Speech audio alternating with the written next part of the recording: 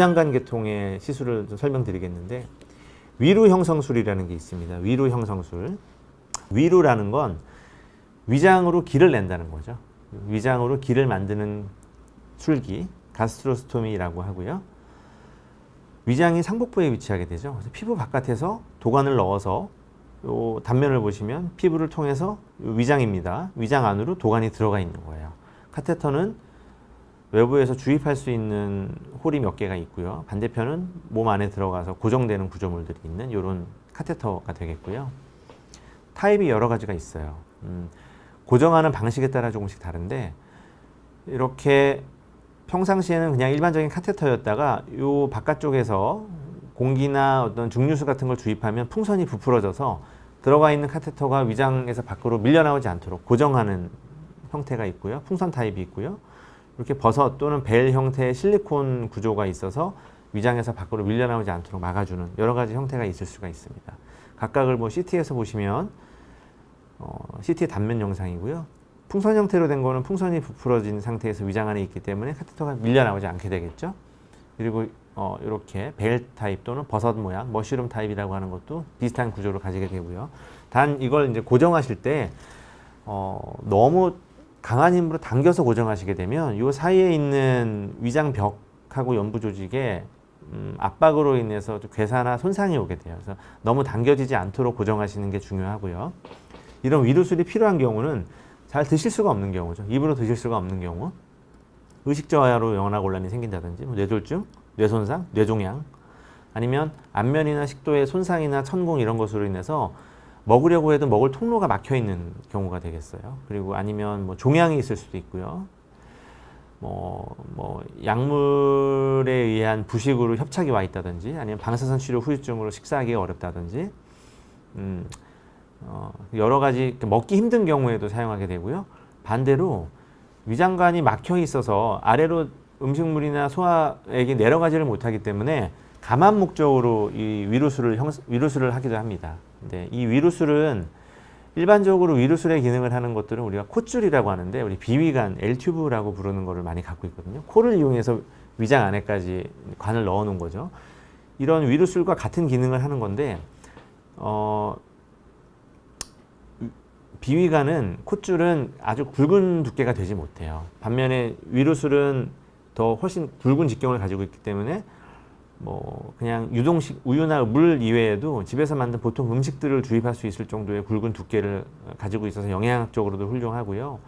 비위관은 흡인성 폐렴이라든지 역류성 식도염이나, 그리고 뭔가 이 식도 안에 들어가 있는 카테터 때문에 궤양이 생기기도 하고 이런 부작용들이 생길 수 있는데, 위루술은 그런 게 상대적으로 없고, 또 비위관은 자주 교체해야 됩니다. 한 달에 한 번 정도 교체를 해야 되고, 뽑혀 나올 가능성도 좀 높고, 이런 문제 때문에 장기적으로 영양 공급이 필요할 때는 위루술을 저희가 추천하게 되고요. 하지만 이런 경우에도 재활 치료를 통해서 향후에 회복될 가능성이 있는 분들은 비위관을 통해서 그 기간 동안 유지하게 되겠죠. 그래서 이거는 위장관 구조를 보여주는 모식도하고 모형이 되겠는데요. 이런 위루술을 시행할 때 할 수 없는 경우가 있어요. 이 노랗게 표시된 것들이 절대적인 금기증이죠. 이런 경우에는 못합니다. 못한다고 봐야 되는데, 조절되지 않는 복수가 너무 많거나 아니면 그 내부에 염증이 있는 경우, 그럴 때는 위장하고 연결된 통로가 건강하게 유지가 될 수가 없어서 어렵게 되고요.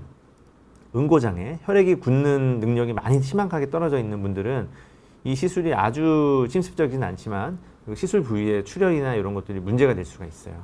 그리고 몸 상태가 급성 질환이나 전신 감염으로 너무 떨어져 있는 상태에서는 그런 상태를 넘기고 시술을 하는 게 좋습니다. 그리고 그 아래쪽에는 상대적인 금기인데요. 이게 그 위루술을 시행하는 방법은 크게 두 가지가 있습니다.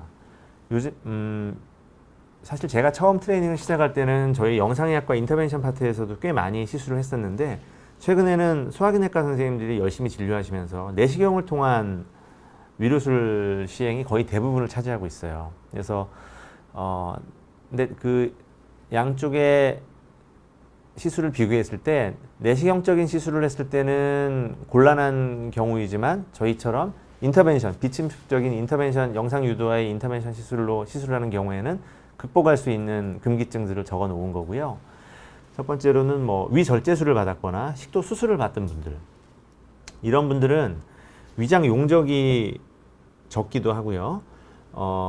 위장에서 식도 쪽으로 음식물이 쉽게 역류하게 됩니다. 그래서 위장 안에 카테터를 넣어놓고 음식물을 주입하면 금세 식도로 역류해서 흡인성 폐렴이나 부작용들을 유발하게 돼요. 그럴 때는 자, 이렇게 가스트로제주노스토미 튜브라고 하는데요.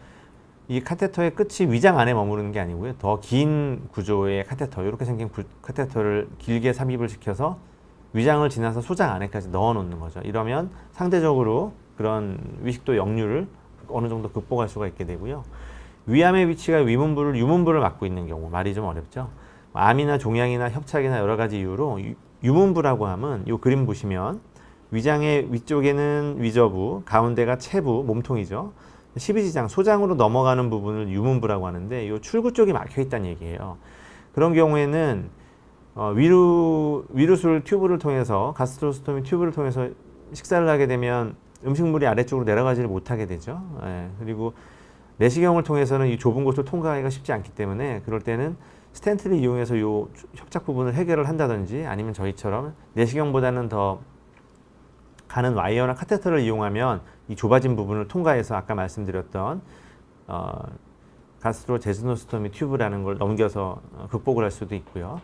위정맥류, 정맥류는 주로 간경화 환자분들, 문맥압이 올라가기 때문에 비정상적인 정맥 구조물들이 복강 안에 커지는 거죠. 위장 주변에 있는 정맥이 커지는 게 위정맥류인데, 위정맥류가 심한 경우에는 내시경을 통해서 시술을 할 때는 몸 바깥과 내시경, 위장 안에만 볼 수가 있고요. 위장과 복벽 사이에 있는 구조물들을 확인할 수가 없어요. 그래서 이런 큰 혈관들을 찔러서 손상시킬 수가 있겠죠. 하지만 저희처럼 이 모든 과정을 영상으로 관찰하면서 위험 구조물들을 판단하고 시술을 하는 인터벤션 시술의 경우에는 이런 위정맥류도 좀 어느 정도 극복이 가능하고, 비정상적인 위장의 위치라고 했는데요. 자, 이 모형을 보시면 이 간이고요. 갈색으로 보이는 것이 간이고, 식도에서 내려온 위장이 이렇게 위치하게 됩니다. 그리고 앞쪽으로는 큰 대장이 있고 작은 소장들이 이렇게 위치하게 되죠. 위장이 이렇게 보면 외부에서 잘 노출이 되어 있는 것 같지만 실제로는 간의 일부가 위장을 덮기도 하고요. 이런 소장이나 대장이 위장의 앞을 가로막기도 합니다. 그래서 CT 촬영한 예를 보면 이렇게 납작하게 찌그러져 있는 부분이 위장인데요. 위장 앞에 이 간의 일부가, 하얀 부분이 간이거든요. 간의 일부가 가리고 있고요. 이분은 위장이 뒤쪽에 있고 앞쪽에 소장과 대장이 이렇게 가로막고 있는 경우예요. 이런 경우에는 내시경을 통한 시술을 하는 경우에 내부에서 피부만 확인을 하고 이 위루술을 시행하게 되면 장이나 간의 일부를 통과해서 손상을 주면서 나오게 되는 경우가 되겠죠. 하지만 저희는 이러한 장기 사이에 끼인 장기들의 위치를 다 확인하면서 피해서 시술이 가능하기 때문에 이런 부작용이 내시경적 시술에 비해서 상대적으로 많이 적고요. 그리고 내시경 자체가 어려운 분들도 계세요. 내시경 자체 호흡 유지가 어렵다든지, 내시경이 너무 힘들어서 못한다든지, 너무 고령이라든지, 흡인성 폐렴이 있다든지, 이런 경우에는 내시경 없이 할 수 있는 저희 인터벤션을 이용한 시술이 가능하겠죠. 이 예는 아까 말씀드렸던 그렇게 중간에 장기가 끼임으로 인해서 발생했던 합병증의 예를 보여주는 건데요. 첫 번째 사진은 이 사이에 작은 혈관이 있었는데 그 동맥이 아마 좀 찔렸던 것 같아요. 내시경을 통해서 할 때는 이 사이 구조물을 완벽하게 볼 수가 없기 때문에, 그래서 그 동맥이 파열되면서 동맥류라고 하죠. 동맥의 벽의 일부가 약해져서 동맥이 점점 이렇게 늘어나다가 어느 순간 펑 터져서 이 혈관 안에만 있어야 되는 조영제가 이 위장 안으로 이렇게 새고 있는 것이 보이죠.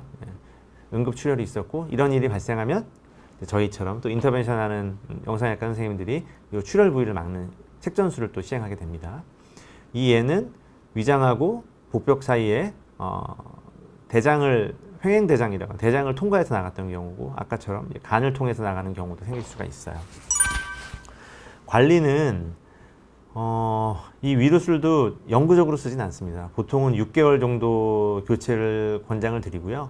그 전에 사고가 생겨서 좀 빨리 교체하는 분들도 있고, 조금 더 부득이하게 오래 쓰는 분들도 있습니다. 뭐 일반적인 얘기는 말씀드리는 거고요. 그래서 뭐 세척이나 관리하는 요령을 잘 교육받으셔야 되고요. 간혹 이게 빠져나오는 경우가 있어요. 아까 풍선이나 그 버섯 형태의 고정 구조물이 있음에도 불구하고 강한 힘으로 당겨지게 되면 이게 빠져나오는데, 빠져나왔을 때는 병원에 있으면 의료진들이 대처를 해주실 텐데요. 만약에 댁에 계시거나 요양원에 계시다 이런 일이 발생하면 가능하다면 이 풍선 구조물 같은 경우에 풍선을 다시 찌그러뜨릴 수가 있거든요. 그럼 가는 카테터만 남는데 다시 넣을 수 있다면 그냥 다시 넣은 채로 병원에 오시면 좋고요. 그게 어려우면 무리하지 마시고 그냥 그 상태로 빨리 병원에 오시면 이 통로가 쉽게 없어지지가 않아요. 그러면 저희 휴먼 영상의학센터나 병원으로 오시면 이 통로를 손상시키지 않고 그 자리로 아주 쉽게 다시 또 카테터를 넣어 드릴 수가 있습니다. 위로술은 여기까지 말씀을 드리고요.